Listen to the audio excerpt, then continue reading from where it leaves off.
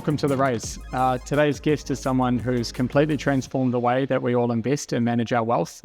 It's Leighton Roberts, the co-CEO and founder of Sharesies, a wealth management app that helps people to invest, to save, and to insure.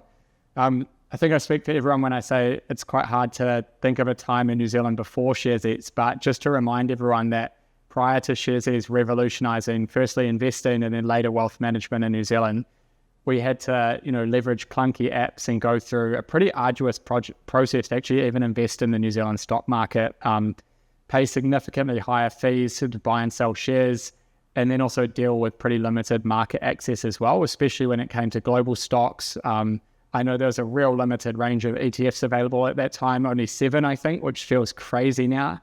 And since then, obviously, Sharesies has become a household brand. Several 100,000 Kiwis are customers. I know hundreds of thousands of Australian customers as well. You're a big part of many of our financial lives. So Leighton, it's great to have you on, and thanks for making the time.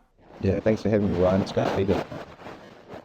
Sharesies has come a really long way. Obviously, you launched back in 2017. I know you and the founding team did a lot of initial research as well as a closed platform before going to the market.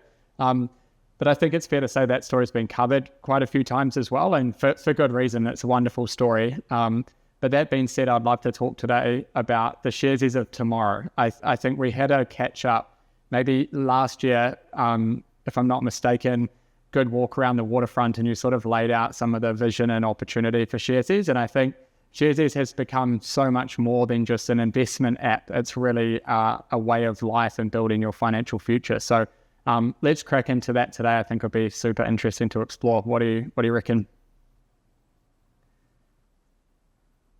Cool.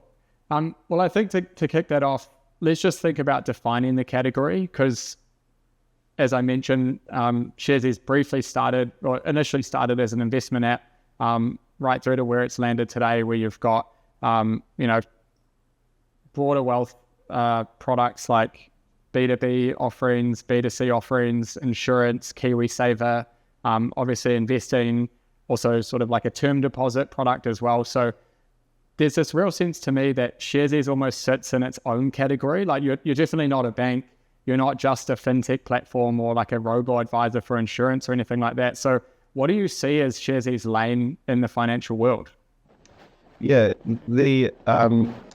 our vision was always to be a part of people's money life. And it took us a while to get around to the word wealth, which we use a lot more of now, because we think wealth, it has a few negative connotations sometimes, but maybe less so. Like an investor used to describe a type of person, and now it doesn't. Like most people are completely happy to say invest because, they have access to it, and you don't have to be sort of saying that, hey, I've got hundreds of thousands of dollars or something, or I've got a high risk appetite. It's far more normal, and that's through like our sort of platform, and also I think KiwiSaver. So if I was to say what Sharesies is now, like using an emotive language, I would say we're the heart of wealth, and we're aiming to be the heart of wealth. And I use that word because it's both very broad, but also ties into like a purpose, which is really critical to Sharesies and what we're trying to achieve. But also like a design aspect, like a way that it's delivered to people has to arrive with real warmth and real heart. So that would be like an emotive. But if I was to say just what Sharesies is functionally, we're a wealth technology platform. Yeah, nice. And I guess as you mentioned that you wanted to always be part of people's financial lives as well, but how has that vision really evolved from when you did? I think if I remember it correctly, you did like an initial sort of survey to gauge market interest and that type of thing around the initial Sharesies product. Like how has that vision really evolved from what you thought it was to be part of a financial life to what that means to you today? Yeah, I think we always knew there'd be lots of opportunities across money, and we felt like there was still a huge opportunity for democratization and technology to deliver better customer outcomes across the full financial sphere. The research showed us that investing was a problem right now that we could probably tackle, that we thought on one side, people really wanted to be investors, which was this aspirational thing. No one felt like they could, for the reasons you outlined right at the start of the podcast. And then on the other side, the industry felt like it wasn't commercial, or it wasn't a good idea even to engage people who had smaller amounts of money or make this available necessarily until people had larger amounts of money or until they could pay an advisor. So that sort of gave us this opportunity, I suppose, and that we felt like, why couldn't you invest with a cent given the technology today? And if you can do that, then, you can truly make it available to everyone. And then it becomes much more about education and supporting through other scary bits of money. So, whilst the idea was always wide, starting on the investment part was because that was the opportunity that we felt like was available at the time. And we obviously really leaned into that for a long time. And Sharesies is mostly known still as a retail investment platform. As you say, we have hundreds of thousands of users on that. And internally, we've moved a long way from that. But it doesn't matter that the perception of market is still that's like, because we've still got a long way to go there even. So I'm not nervous or sometimes a question I get asked is like, are you nervous that you're just considered an investment platform? Not at all. Like, it's a great thing to have a niche like that people see you as and sort of become a verb when people talk. But our ambition is much wider. And then on the B2B side, we always knew we'd do something on B2B. We felt like there was we felt that for listed companies in particular, having your customers as shareholders would be very valuable to you. And that's sort of what we bought. And we thought that from there, people would want to engage with their customers. And it's starting to play out now. And, if I was sitting in a marketing team in some of these big companies, I would be looking at the Sharesies investor base as like a critical opportunity because they clearly like you in some way, right? And that's not always the case yet. There's still this weird thing between the investors being run out of finance and the marketing being run out of your retail lines or something. But I think that's going to merge together much closer. And then since then, other thinking has evolved, like the number of people in other countries, and to some extent New Zealand, who have made a lot of their wealth through earning shares at the company they work for. And we all know New Zealand's got an obsession with property, right? That's no surprise. And I'd like to think that's slowly changing. And I think a great way to do that is to give people the opportunity to own shares in the companies they work for. So we're really encouraging businesses to do that. Now we run a very large number of employee share schemes, basically, and we're trying to encourage a lot more companies to do that. We think it's a great return for the company and really meaningful to their employees' long-term well-being and wealth. And I'll just say the final thing, which we probably didn't observe early on, but business comes at you as you'll know, Ryan, like, you always get surprises on where the next opportunity is. Like it's not normally in the straight line that you true. And when we started the business, we probably wouldn't have, if we were given the choice, we wouldn't have built all the technology ourselves. We wouldn't have used third parties because that startups are about pace, right? You want to get things going. And if you can use a partner's software, you would. But we couldn't find anyone to partner with us. like, the number of conversations I had where it's just like, look, it was too expensive or they couldn't see the opportunity. So we got to the point pretty early on, we're like, we're going to have to build this thing ourselves. And as a result, we've built like a very powerful technology engine, which is a registry. It moves money around, very safe and live. It can trade markets, a huge amount of security around it. Now a huge amount of governance and audit around it. And it's turned out that that's a very valuable piece of our story going forward. So, which is just purely other companies using our technology. And we have some very large use cases doing that now. Ontario and the farmers, for example. Yeah, it's crazy how much just that in itself is actually like a full potential startup and business idea, let alone just like a particular business unit within the wider Sharesies platform as well. And as you said, it's like you don't always know when the opportunities are coming or, where those solutions might sit. But what were some of those like critical turning points of when did you first just go, actually, we really need to move away from being this investment platform where the focus was a lot more around like access and like efficient, subscriptions and those types of things, payments for buying shares? And when did that turn into a time where you're actually, let's sort of like horizontally expand out and offer more to our markets? Like, I would say we thought about that really early on. Once we realized that we were going to be building technology, which we always knew we would be doing to some extent. And our intention was always that we would think broadly about that and make it very scalable. Like, we were lucky enough to start in the age of cloud computing.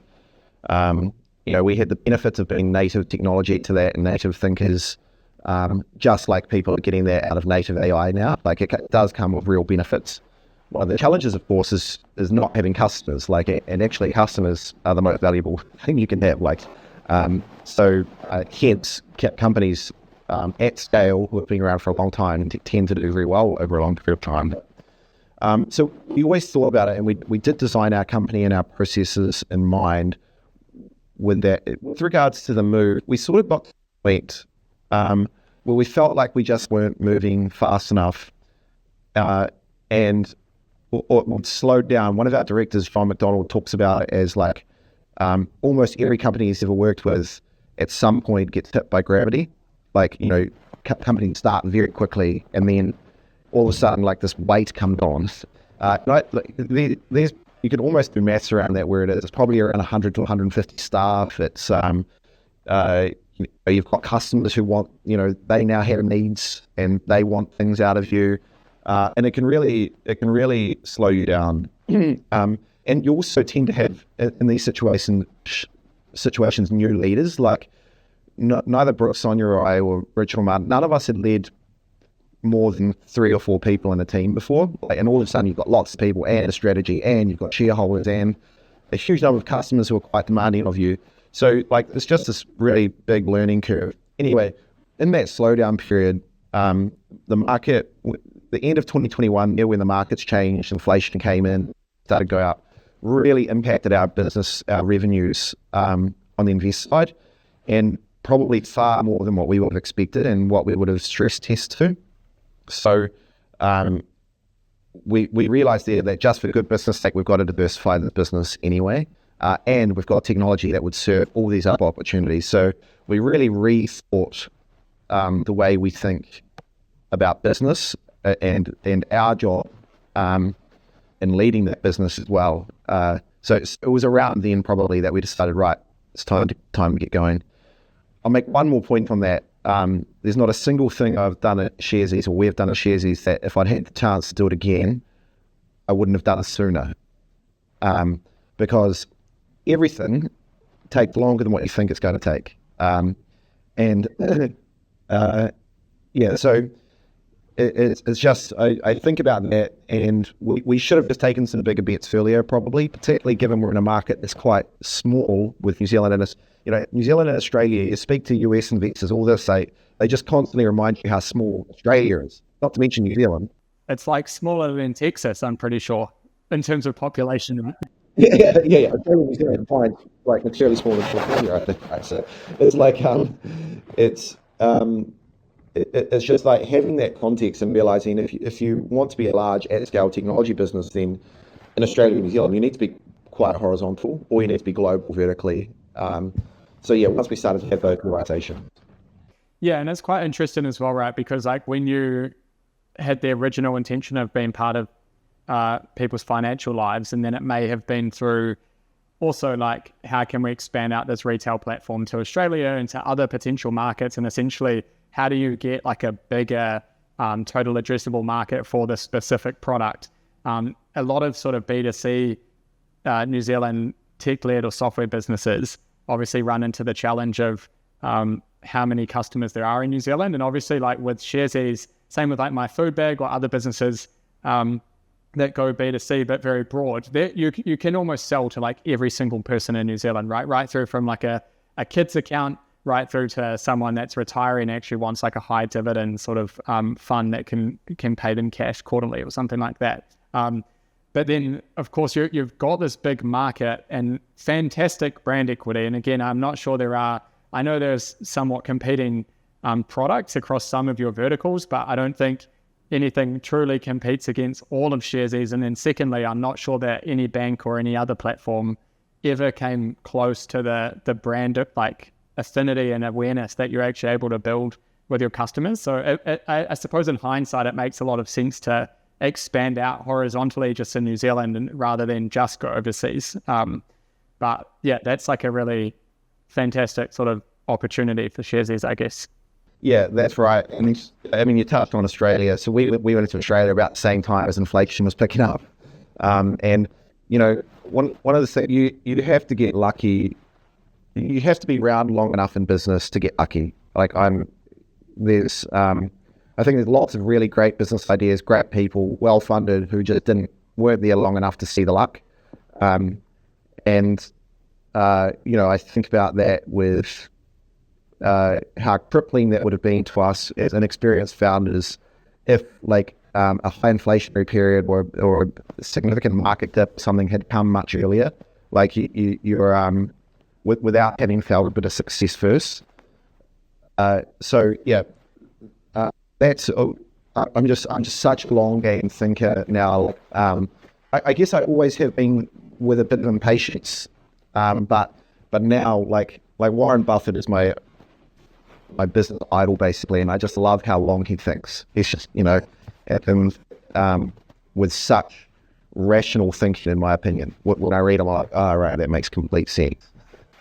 Yeah, it's really interesting how impatient you can be when you first start a company, at least in my own reflection on a smaller scale. Like you just want every single thing to happen right away. And then now that I'm like a few years into it, then I just understand that actually these things just take time. And what I used to think of like, oh, I would like to achieve this in the next 1 year, I more think about like, what am I going to achieve in the next 10 years or after that? So maybe it's like a natural thing that gets built in when you just realize that actually you can't do everything all at once, or it does take a lot longer than you think, to paraphrase what you mentioned earlier. I think there's actually a Bill Gates quote, which I'll probably badly paraphrase now. I think it's something along the lines of, you vastly overestimate what you can achieve in 1 year and vastly underestimate what you can achieve in 10 years. And I think like in life in general, that really does seem to play out. I was just going to say the other quote that I like along those lines is that everything above zero compounds. And as soon as compounding math is not actually overly intuitive to most humans. In fact, to humans broadly, our brains weren't designed to think like that necessarily, but once you can grasp it and you can think about it as a concept, then it's so powerful.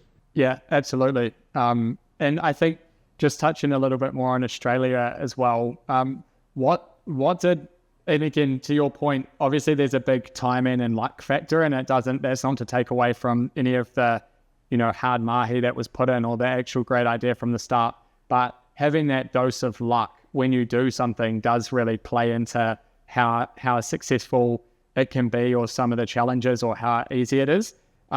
With that being said, was there anything that just really surprised you about going into the Australian market that you didn't foresee?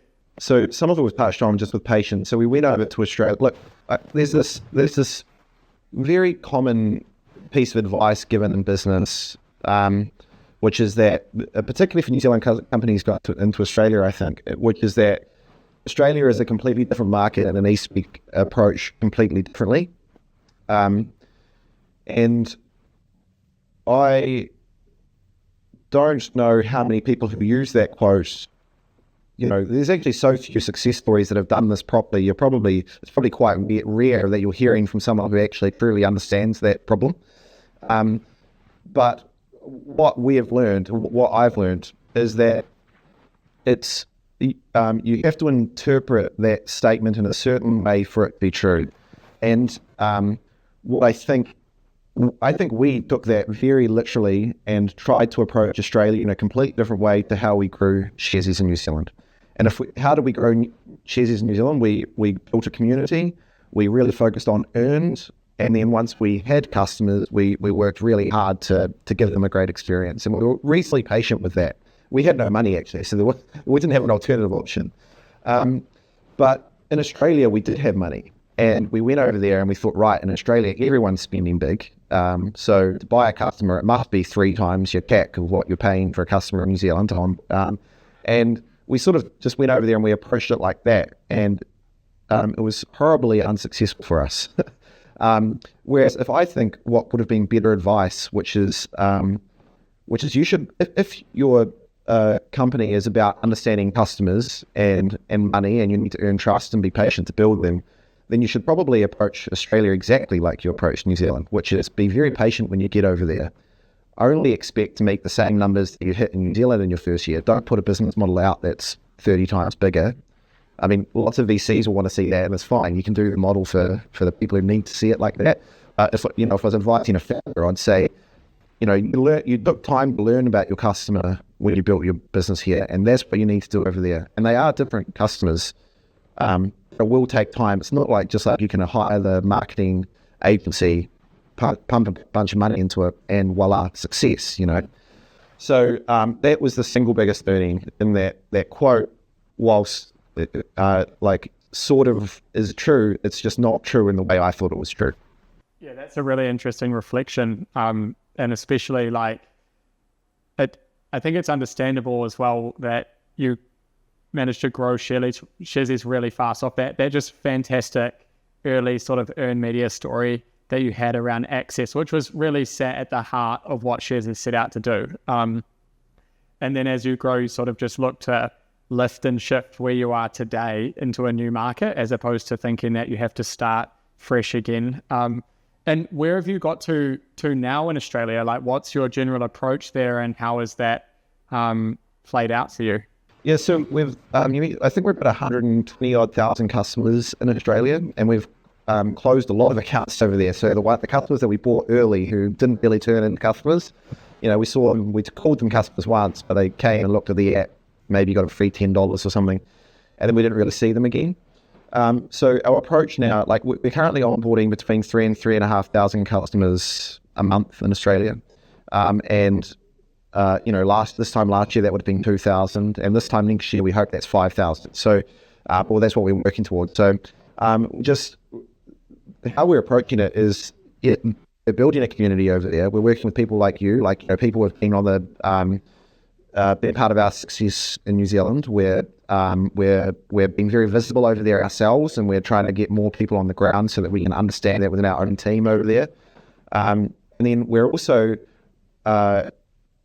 really leaning into certain areas where we're getting success. So there's a lot of New Zealanders, for example, in Australia, and a lot of them hang out in Queensland, a lot of them hang out in Western Australia around Perth. So being quite deliberate about that sort of thing. And yeah, in general, just taking a far more patient approach to it. And it's really, really working. And I have so much confidence that we're going to be a really large business in Australia as well. I mean, we're already reasonably big, we can hundreds of millions of dollars and good revenues and stuff. But I think it was hard for people to believe a little while ago. And we'd stay as a founding team pretty stubborn to that vision. I think most advisors would have told us, hey, it might be time just to get out of here, given how our start went. I'm very glad we didn't do that. The other key thing we've got at our disposal now is our B2B business.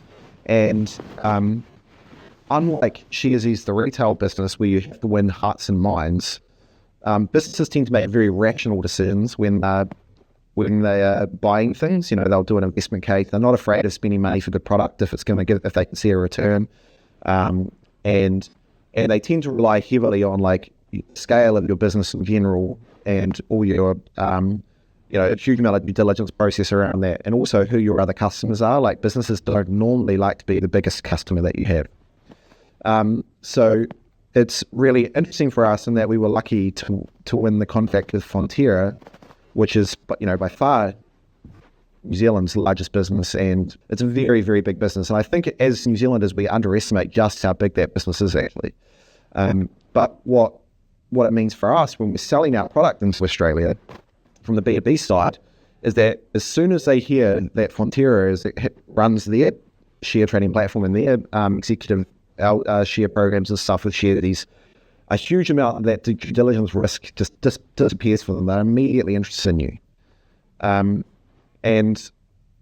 We have lots of other New Zealand companies, very large New Zealand companies as well, so we can then back it up with Spark and Meridian and Becker on the private side. So we've done a very good job there, and that translates much nicer into the Australian ecosystem, which is okay, you've got big companies there, you can serve big companies here, and that's purely the hearts and minds versus very rational way of thinking. So we're putting a large amount of investment and focus into growing our business B2B offering over in Australia, And it's so purpose aligned for us because like we want people to earn shares in the companies they're working from, get rewarded for the money they do and the outsized performance that might help the company achieve.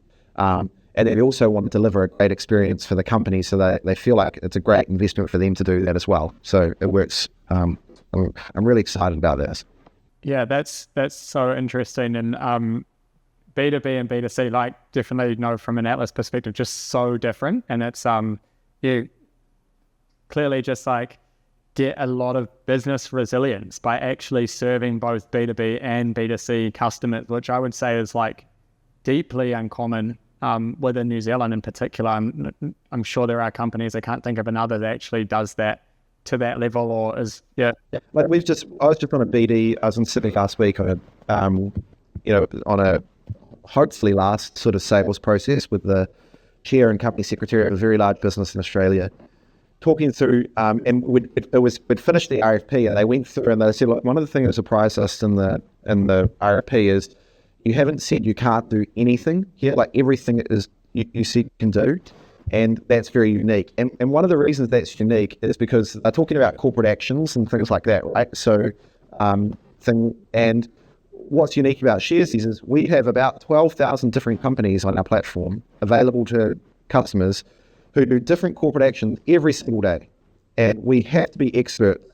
So the chance that it's a brand new corporate action that we've never seen before, which still does happen, but the chance that it's going to be this company is pretty rare, right?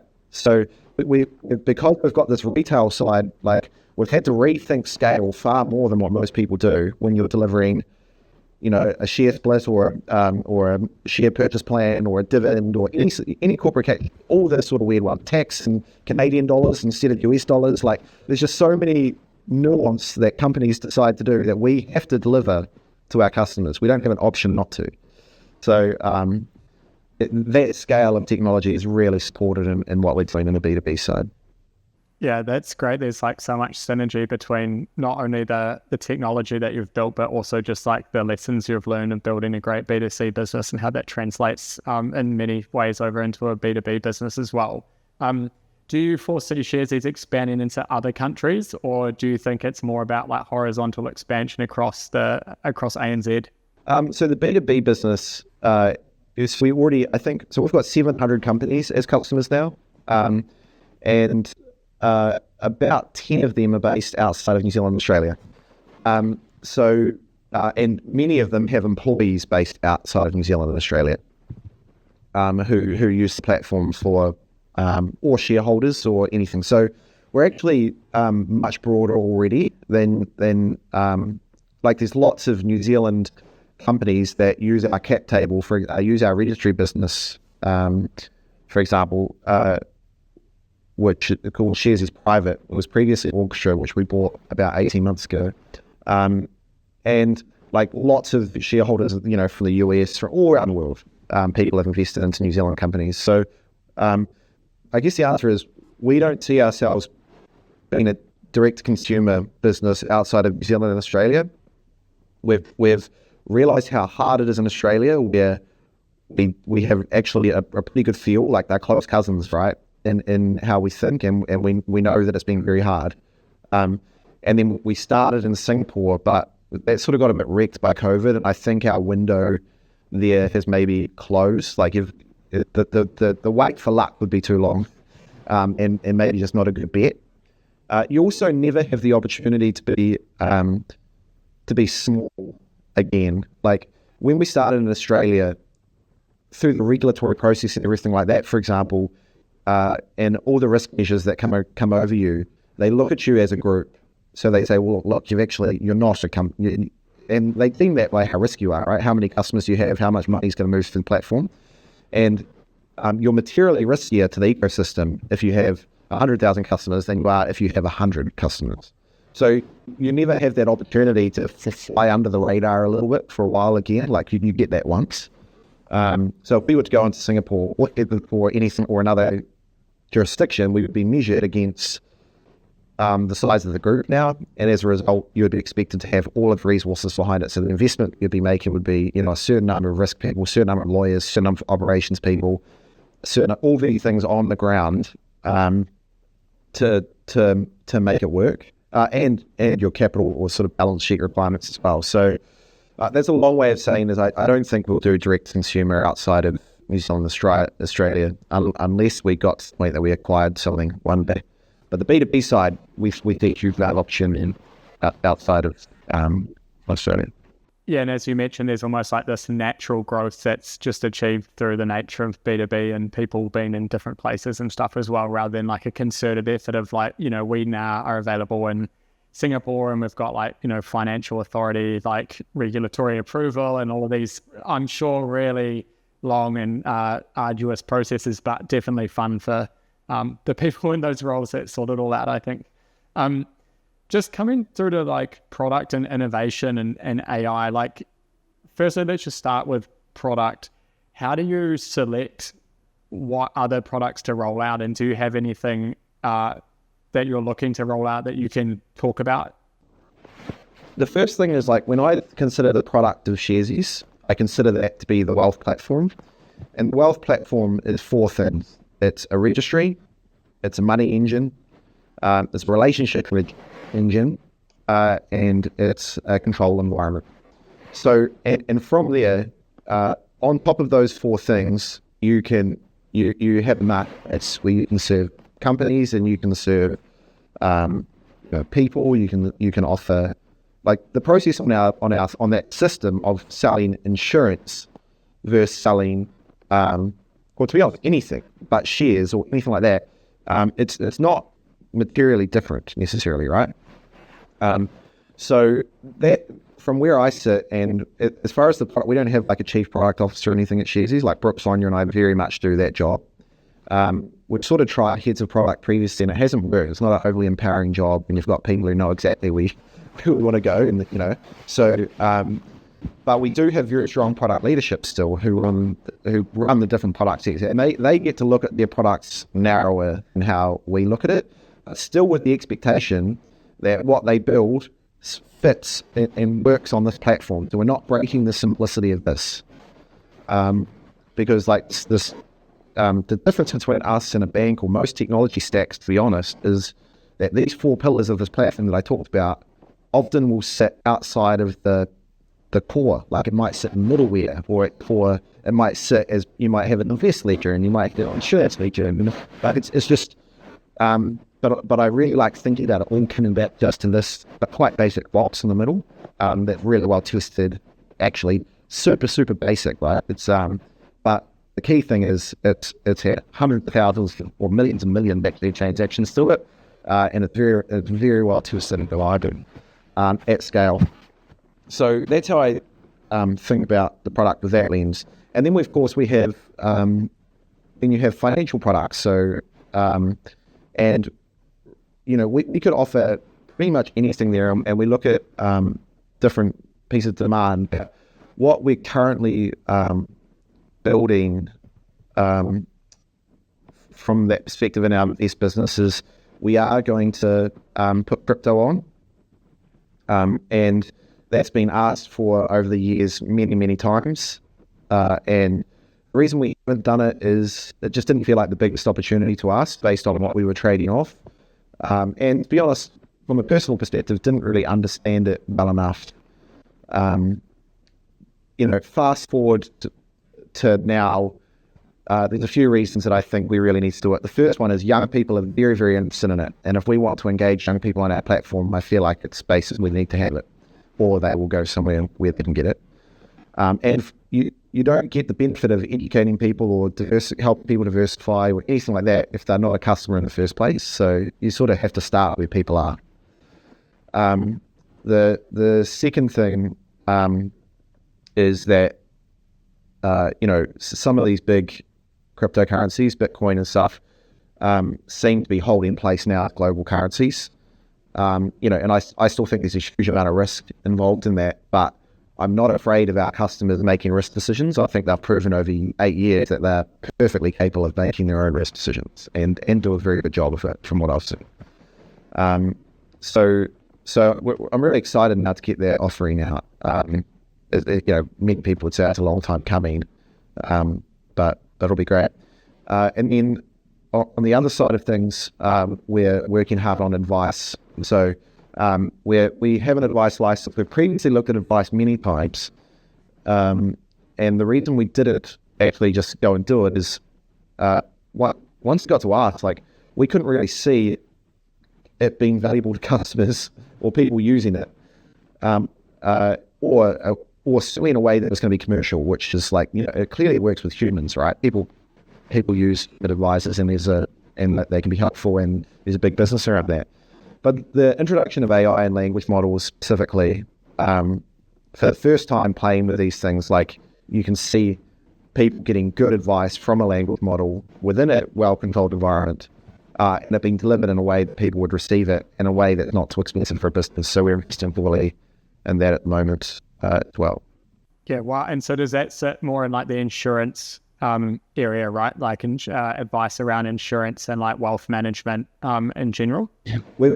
So we have, the way our business is set up, so we have like an investments product area. We have like an expansion ops product area, which is where saving and insurance sits. We have a payments product area, so we've got spend, which we'll be rolling out next few months.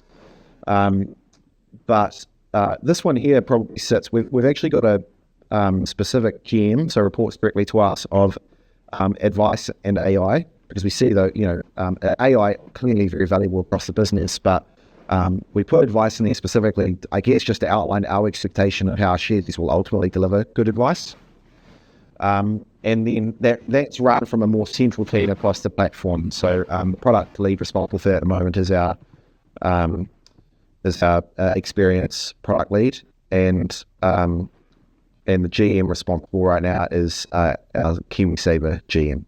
Nice. Yeah, that's definitely going to be like a huge disruption, I think, in the space of just that like sort of LLM driven advice as opposed to single humans. Obviously there's huge scale opportunities, but also speed opportunities on the customer side. And then more importantly, potentially better advice as well, if models can really just be trained to actually identify and provide like what people truly need based on data and reference points. Like, I think we've all been in a situation with like financial advisors or like insurance advice where there's kind of these two competing priorities of like commissions and kickbacks of how that's supposed to work, and then also what's best for you as a customer. And I think having like LLMs actually do that, obviously the results can vary just by nature of the models, but in a controlled environment, as you said, it certainly probably aligns the best customer outcomes with the business as well, which is always good long term. We've got, I think it's 10 people at Sharesies, or roughly, that are qualified financial advisors. So we're still going to have that human layer there of training and like sort of governing the AI, if you like. And I also think, some financial advisors already advise their customers on Sharesies platform, and I really do still see a place for humans for a while, because for a lot of people, that human connection and confidence that they can give is still really important. So thinking about how all of this wraps together, but certainly LLM change the game. Yeah, no doubt. And like, are there any other like really big tectonic shifts that you foresee like happening in fintech or are already happening that people might not be as aware of? It's very hard to look past AI at the moment. It's, my whole working career has been on the internet and in the mobile age. So it's the first platform shift that I've seen. And, to be honest, I've been blown away by, despite following it very closely, I've still been blown away by the materiality of impact it had so quickly. It's sort of this new platform.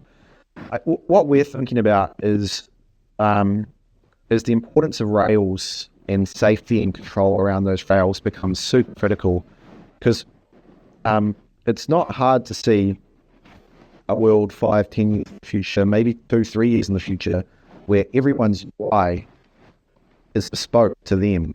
It's made by a model, and what becomes important there is the Rails and your API layer or the connectivity layer, and the trust layer, which is sort of quite different to when you rethink about how you have to think about design thinking and stuff, which for such a long time in the web and technology has been, sort of dominated within reason, actually, UI, UX thing, but we sort of haven't rethinked it quite a lot. Yeah, it's definitely like a crazy disruptive time in a way that I know everyone says like AI is the next internet, but I think the actual impact and shift it will have on just wider humanity is like nowhere close to what the internet has had. And I guess like this, looking to wrap things up shortly as well. But when we do think about the next chapter, obviously it's hard to maybe know where all of this is going to go, but in 25 years, what role do you see Sharesies playing in someone's financial life?